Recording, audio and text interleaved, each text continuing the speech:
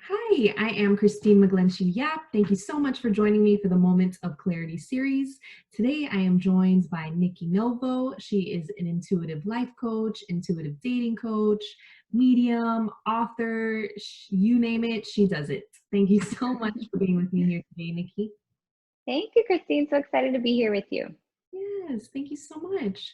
So I actually met Nikki about, oh my gosh, it's probably like 8 years now. Time is Right? so it's like flying. um Through a friend who was doing your social media when you were just like, you weren't just starting out, but like you were still like, when like thinking about the readings that I had with you then and to what Yeah. it is today, it's just amazing. And I know. I'm embarrassed about those first readings, Kristine, but you got to start somewhere. no, because even in your first reading, I remember the first reading, and actually, I remember the first time like I met you in person. You were doing a visualization, some kind of event, and it was in Woodwood, and you did like this guided meditation to like find. Um, I don't remember. I just remember like I think it was a spirit guide meditation, maybe. Okay. Or future, I do like future self ones sometimes. So one of those. Yeah. Yeah. Yeah, but it was just, it was really powerful. And I was like, you know what? I was in like a transitional period of my life then. Like my father had just passed away. I just had gotten out of a relationship. So I was like, you know what? I really need to book. Like I was just in such like a pivotal moment. I was like, I really do like need help and clarity around like what my next steps are. So I booked my session with you, and it was just like life changing. Like honestly, like, you know, the work that you do is life changing. Um, and from then on, I was like, okay, I found my person. Like, and I would like book a call with you like once a year or like twice a year. And it was just so, I guess, like reassuring. Like, I found it to just be like so illuminating because you often see like potential. I mean, we are just talking now and you're telling me some stuff, and I was like, oh, I don't see that for myself, but it makes sense.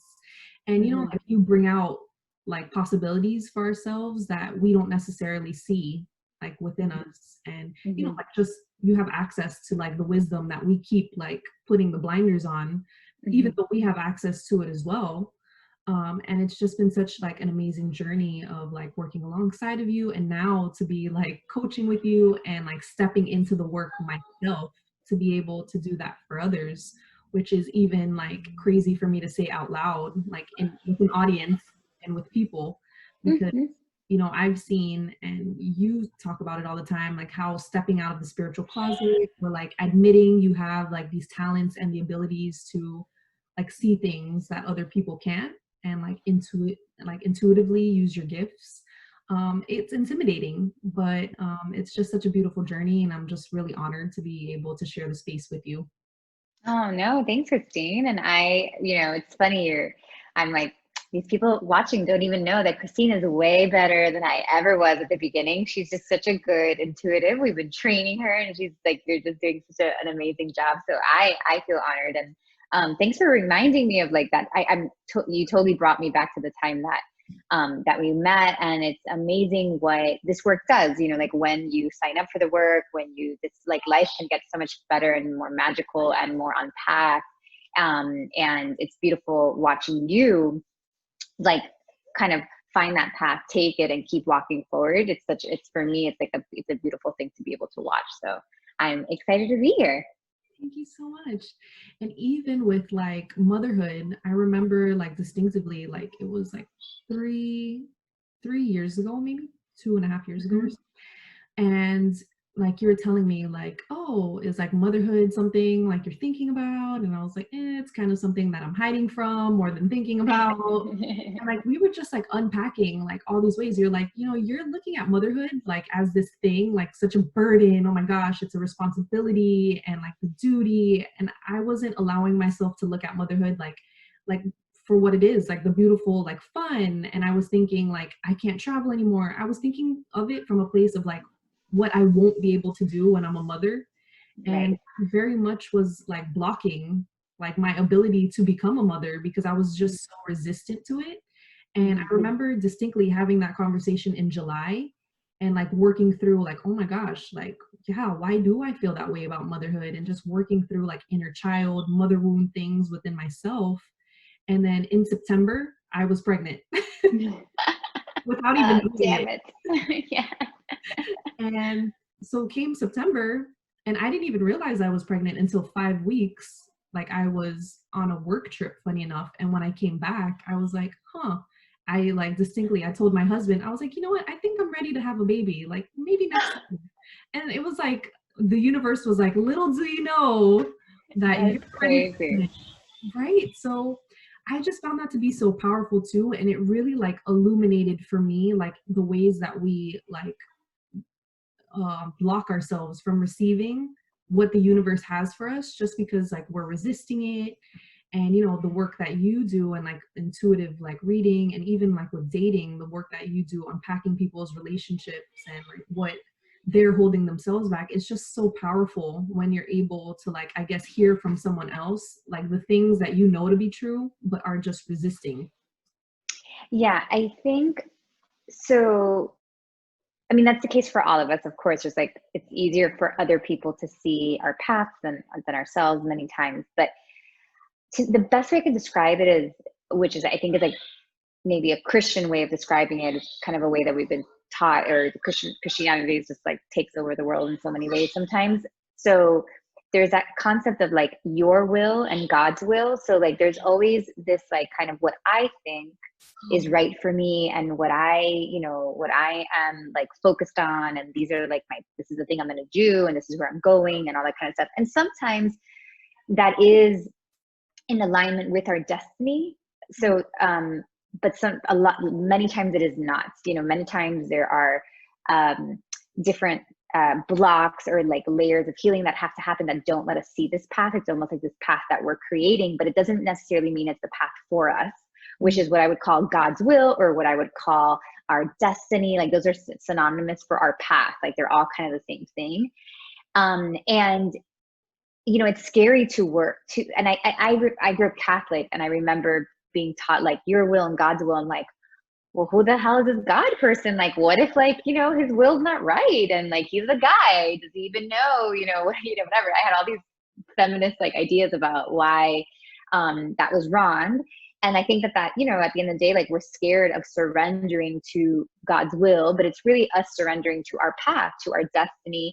And it's never completely off, it's sometimes the ego will make us think that it's going to be completely different than, oh my gosh, I'm going to have a baby, or I'm going to, one thing that was really hard for me to accept and surrender into was, again, coming out of that spiritual closet, being this, spiritual teacher and healer and all these things. I knew that calling. I remember being in third grade and our religion teacher explaining how nuns and priests were called into service. Like she had this story that like, I'm like, these like religion teachers really should be like screened or something before they're able to like teach like small vulnerable children. But I remember, sorry, I know this is like we have kids like screaming outside my door. So I'm sorry if I have all my children home, and I ask them to babysit each other while I do this. So sorry to hear them. But anyways, I remember this religion teacher telling us, when you go to sleep, this angel comes and whispers in your ear that you're going to be a nun or you're going to be a priest. And when she said that, I was like, oh my God, that's going to happen to me. Like, I just knew that like God was going to knock on my door, and I was so pissed because I was like, absolutely not. Like, I want to have children. I want to have a husband. I want to have money, like all these things that I wanted. And this whole nun agreement sounded awful.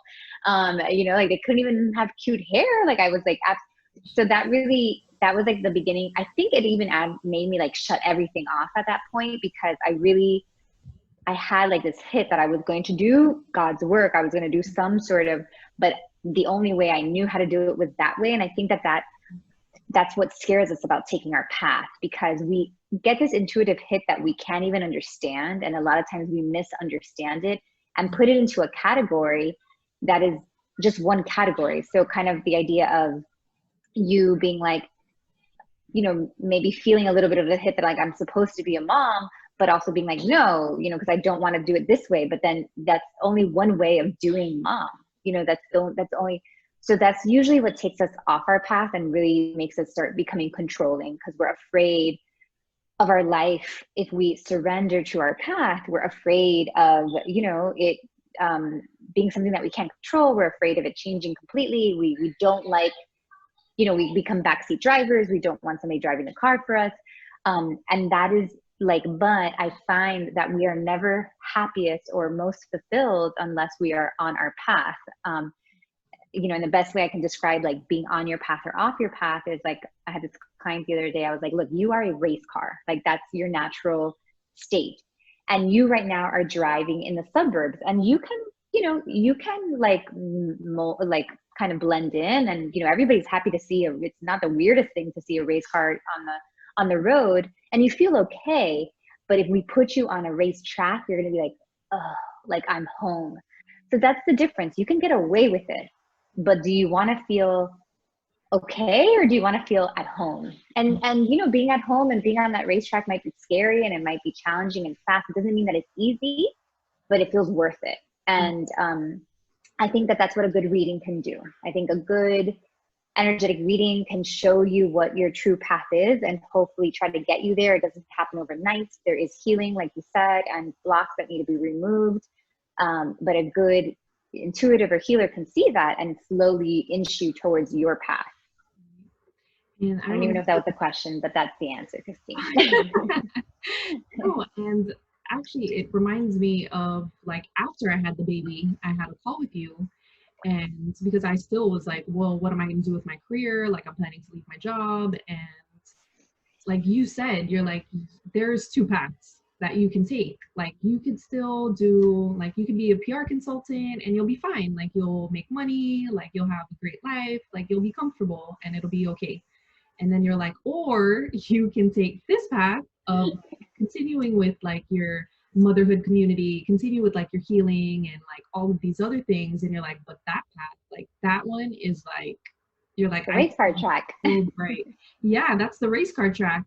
And like the way you're describing it, I was like, I don't want like a normal, comfortable life. Like I want to go for that path. Like, what is that? Because you could even describe it. You're just like, this path is just like so like amazing and illuminated that it's just like, it was just in its like stages of developing. And so I was like, okay, I'm going to take that path. And let me tell you, this path has been very bumpy. Yeah. Been full of tears and healing and tiredness, and just illuminated all the ways in everything that needs to go and what's possible. And it's just been like so beautiful. And you know, we do have, you know, you always say like there's free will, because we often, like I have friends who have had readings and they're like, oh, but you know, nothing really came true, or like I didn't really feel like she was like speaking to me, like all the stuff didn't make sense. And I think that's still like our resistance in some forms. Like when we're seeing like, well, this is what she told me, but I'm just gonna do everything I can subconsciously to make that not happen. 100%. And, you know, and that's like readings, a lot of I was just talking to one of the other girls in our group, and she was like, oh my gosh, I was like trying to get through to this girl and I couldn't. I went through every door. And, you know, because a lot of times we want to hear that our path is the path that we are creating, our will is the path. So if you hear that it's something else, like you don't, you know, like you absolutely don't want to do that. You know, there's also something to do too with like, when you have that future information, sometimes you manipulate it. So it won't come out the way that it's supposed to because of like what they're up to. Also, I would say that, you know, future has a lot to do with our decisions. So if we're somebody who's like flip-flopping always, it doesn't give our future enough of a chance to draw like a full path and a full line. So that I have seen too, like you can't, like you just have to, the more decisive you are, like the better chance you have, basically. Right.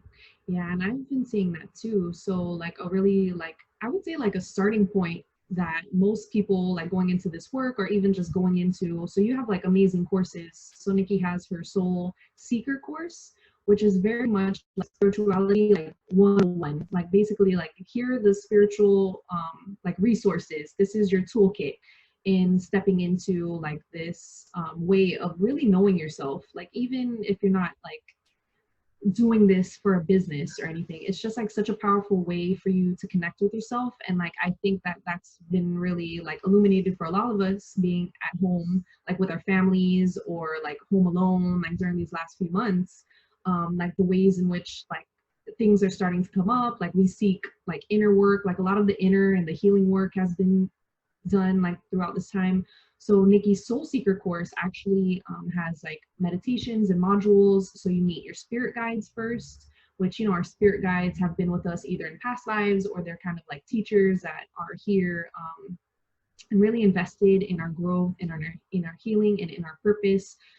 It's just like a reminder that we aren't really alone in like anything that we do. You know, even in our lives when we feel we're like the most alone, we actually have these spiritual guides and guardians who help us. Like all of the like little coincidences, all of the deja vus, and all of these little nudges that we are like so intimidated to like open the door into.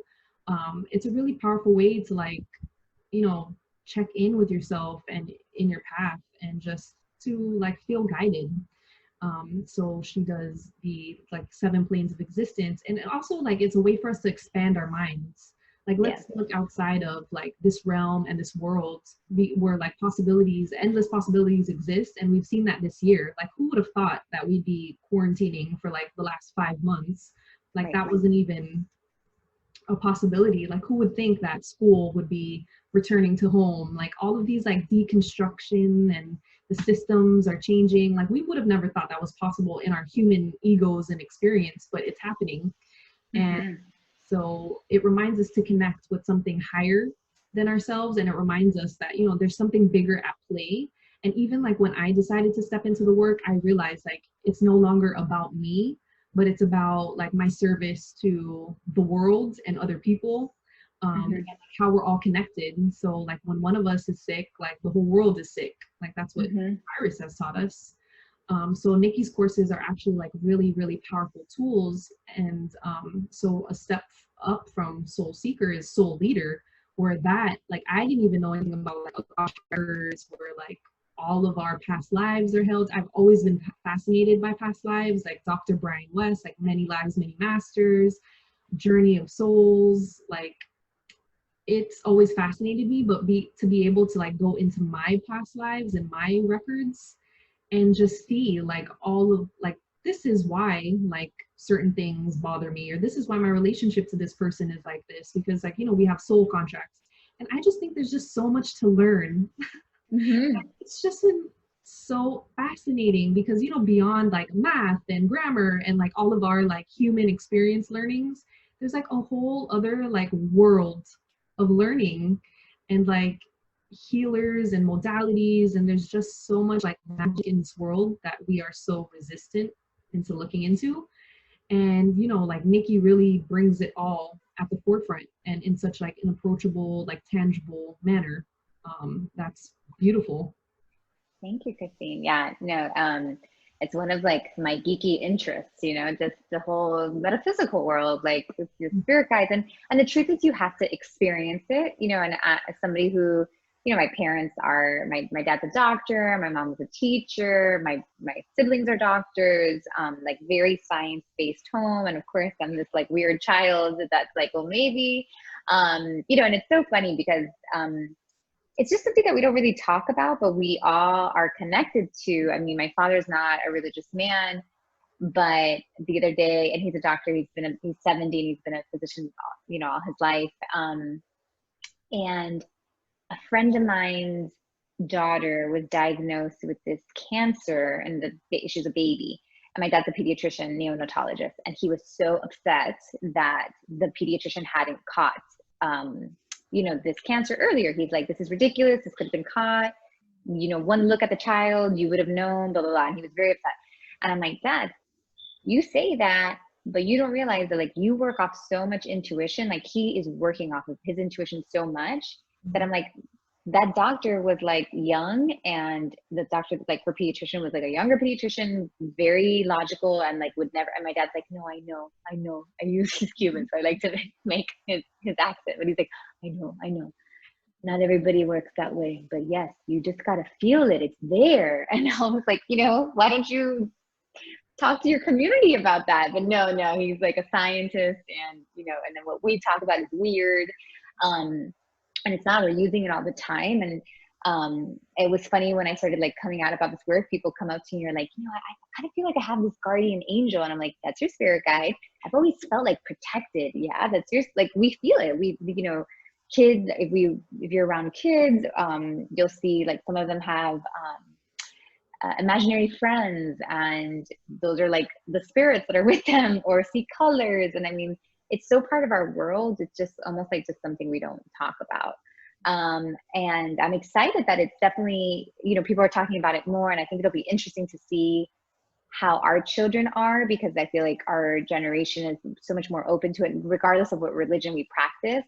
And I think we're just becoming more conscious as a whole. So I think it'll be interesting to see what happens for the next few generations.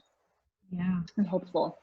Yeah. And it's beautiful because it's a great tool, you know, for parents to be able to connect with their children in Totally.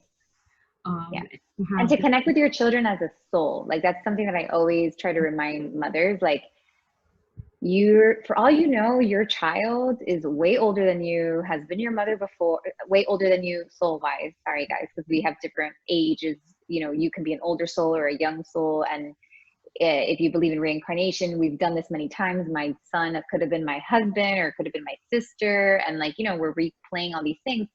And especially when you have a challenging situation, if you have a challenging child, like, you have to take a step back and ask yourself, like, what is this child trying to teach me? You know, because that is one of the most damaging things I see in my readings of like adult women and adult men who have all this like childhood trauma, not just, you know, the idea of not feeling loved, or, you know, not being understood. And it's like, because their parent didn't understand that this child was perfect and was just there to teach them something. And instead, the parent and the system tried to make that kid feel guilty and shameful of who they are and all this kind of stuff. And that, I really feel, is because we are not looking at each other as souls, and instead I don't know what we're doing. I'm so far from seeing humans like that it's hard. I'm too far from that. So, but it's like, we just see each other for like, oh, you have black hair and you look like this, and I look like this. It's like, guys, we're all like, strip us of everything, of our skin, of our bones. Like, we're all this energy that came from the same place, and we're all just playing in this human experiment. You know, it's like this video game. So I just feel like, you know, if there's one thing I could accomplish, would be to teach people to look at each other as souls, and to look at our relationships as soul agreements. I mean, things would change a lot, because we would take some time and be like, oh, like, you know, what is this kid trying to teach me? And we wouldn't take it so seriously at the end of the day, because it's not that serious. We'd be like, oh, like, what, you know, what is this child teaching me to have more fun? This child is teaching me to not, you know, care what other people think of me. Like, they're bringing up so much for us, and we just don't see it, and it's very upsetting. Yeah, no, because we see it as, oh, well, this child just doesn't listen. Like, oh, this child is not as smart, clearly. Or like, you know, it's easy for us to just say all the surface level things, like, oh, well, my child just doesn't get it. My child isn't, has ADHD, or has this thing and has that. Right. And it's just so much deeper than that. Yeah, it's just so much deeper, and it does go to a soul level. Like, well, maybe your child is like this because in a past life, like, the child was abandoned and you actually abandoned the child, or whatever. And like, once we could notice and find those triggers, then we are able to speak to each other and be more compassionate in a way. Like, because I mean, we see our own traumas, like when we do past life regressions, you know, like, we see the ways, like when I was looking at my Akashic records, I was like, oh, now I know why I'm so scared to step up into my spirituality, because I was persecuted, and women often are. Like, totally. I always say, like, everybody who comes to my classes, I'm like, don't worry guys, at some point you were all murdered for this work. You were all, you know, I'm like, because every time I do past life regression work, and I'm looking at people's past lives, I'm like, sheesh, we were so violent. Like, we have really honestly become more and more, like, we were very more animalistic and very violent, like, before. It's just the way, you know, it was. We were killing people, and, you know, all the time. So I sometimes, yeah, like, I saw one past life with my teacher, and she was guiding me. Thankfully, I wasn't doing it alone. And yeah, it was like basically like being ripped apart. And I was like, just for my spirit, you know, for my practices, that was more of like a witchy practicing, trying to study it. And I was like, oh my gosh, like, we're just so violent. So, you know, and And listen, if you don't believe in past lives, if that is too hard for you to swallow, even just taking a minute to be like, well, maybe there is something to be like learned from this person and this situation and this, you know, and that itself is like enough. The past lives are really great because, first of all, I just think they're fascinating. They're really cool. And I think that if you study past lives a little bit, you will either be like, yes, I totally believe in this, like it'll just hit you and you'll be like, I can wrap my mind around that. And also there's like, when you hear some, like when you have a good regression and you experience it, it's like, it's very hard to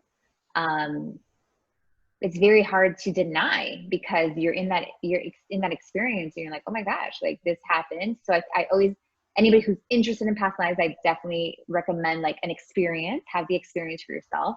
And then also a lot of, if you don't experience it, but you have somebody telling you about a past life, many times that information is very healing in itself. You know, that you're like, oh, you and your daughter were lovers, and for that reason she can't like leave you alone because she just like was your husband and she loved you or whatever. And that can heal a lot by having that understanding. You're like, oh, okay, so now I have to remind this child that like in this lifetime we are mother-daughter, we are not. And that is very healing, that information. I always wonder how people get through life without knowing about past lives, because it's like so much easier when you understand past lives. Yeah, it does. It really makes the connection and like your understanding and compassion for someone, like when you see Yes. them, oh, okay, now I understand why our relationship is like this. Or, and yeah, that even goes into like generational traumas, and like there's just so many layers of like spirituality and like everything that exists that, you know, you really have to see what calls to you. So like I Yeah. realized like when I was going through your courses, I'm like, oh my gosh, I'm really attracted to like energy healing. Like I was just fascinated automatically. So then I found like other resources like Anatomy of the Spirit, which my friend recommended, and just like great. And then you were like, oh, you I should. love her. I love Yeah, her work. yeah, Mm-hmm. Carolyn, this, it's like fascinating. And then when I told you that I was interested in energy healing, you're like, yeah, you should go for Reiki. And I was super excited about doing my Reiki training. And so like all of us have such unique abilities and gifts, like whatever excites you or makes you curious, like it's great to like pursue and like learn more, and to not be scared, and to find like safe communities to practice them with, and find like mentors, because Absolutely. I even too, like in this journey, there were like things that would happen and I was like, oh my gosh, like I'm really scared because this happens, because, you know, we're unpacking like, and it's not scary, but it's like things that will happen. And you're just kind of like, oh, like who do I talk to about this?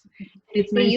you had like ghosts in your house at some point, right? Because when I was really stepping into it, and I really do think like motherhood like cracked me open, because I've always been Yes. like super intuitive, but like going through motherhood and birthing my baby really was like the divine energy. Initiation. Mm-hmm. Yeah, it really was that feminine energy that I was missing, like all of a sudden like came through me, and I was like psychic, like from one Yes. moment to the next.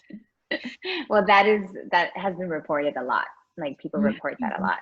Yeah, and it was amazing. So I was having like spirits come to me, and I was just not knowing what to do. I wasn't, you know, Nikki talks a lot about, you know, spiritual hygiene and like, you know, protecting like your space and stuff. And, you know, it's not from a scary place, but it's just from like, okay, these are the tools that you need when you're initiated into this work. And it was just like really illuminating. And it's great to have a community and a safe space to do it in. So like Nikki's Soulseeker, Soul Leader communities, we have like Facebook groups. Her and her teachers have like Facebook lives where you could go interact, like interact with others, learn from others, ask your questions. And it's really just like a powerful way for us to step into our power, remember who we are, and just like own it, because why hide it? You know, and I think that's Mm-hmm. what I struggled with. I was like, I don't know how much I'm going to tell people. Maybe I'll just like, you know, do like consultations and do all the spiritual stuff like in the background without them knowing. Like, oh, how do you know all of this? Like, you're just so good at what you do. And then I was like, you know what? Like, being empowered in your groups and like seeing that other people, and just like seeing like the influence that your work and the impact, you know, like from experiencing it myself to being able to share it with friends and family who like I've illuminated things for, and I've really helped heal. you know, and to be able to do that on like such a larger scale, it's like, why wouldn't you share your gifts? Like if you had psychic abilities and you were able to like tune into people's energies and help them heal, like why wouldn't you do it? It was almost like Yeah. selfish. Like I would be selfish if I wouldn't like step into it. Yeah. And like you said earlier, Kristine, like when one of us is sick, we're all sick. And at this point, it really truly is our responsibility to care for other people's healings. Like it is our responsibility. Like we can't just like look the other way anymore, and just be like, oh yeah, that person, oh, so like blocked. So, it doesn't mean that we like, jump over and we try to fix everybody by any means, but we do even have to just hold the intention that, there's nothing I can do for this person because they're not open to it or whatever. But like I set the intention, I released the prayer that this person will find some sort of healing, all those kind of things, because it's true. Like that person is going to influence the person working at the grocery store. And then that grocery store person is going to come home and hit their child because they're frustrated. And, it's just, we are all infecting each other all the time. As we see with, COVID, this happens wound wise. And if we like want to get anywhere, we have, and it doesn't mean that you just, if you're interested in this work, I mean, similar to you, Kristine, like I was an editor and I was an editor for many years and I loved my work and I really just thought I was going to be a writer and like, that was it. And I got into this work for my own personal healing. I was just interested in it and I thought it would be a good tool for me to have. And then at some point I just felt so called to it. It felt very important. So I had to go forward. So if you are interested in any sort of like metaphysical work, whether it be being more intuitive or healing, like it's not because you're going to become a psychic or that's you're going to leave your, corporate job at all. It's like, it's really to have a tool for you and your loved ones that, quite frankly, is easier than therapy. Not that therapy is not necessary, because it definitely is important, but quite frankly, like sometimes some of those ways don't work for everybody. And like you can literally have something it's like having a Band-Aid in your closet. Like you can literally have a little ointment that you can offer to yourself or to others. And it's like an important thing that for all of us to have. Yeah, no, definitely. So Nikki has generously given us her spirit guide meditation to share with the community. So as an entry point, if you're interested in learning more about it, I'm going to include the links in the email and all of Nikki's contact information and the ways that which you can reach out to her in the comment section. Thanks, So Kristine. excited. Thank you guys. And, I'll keep the community posted on what services and, what my path to intuitive guidance and coaching looks like. And we appreciate you listening and tuning in. So Thank until next you. time.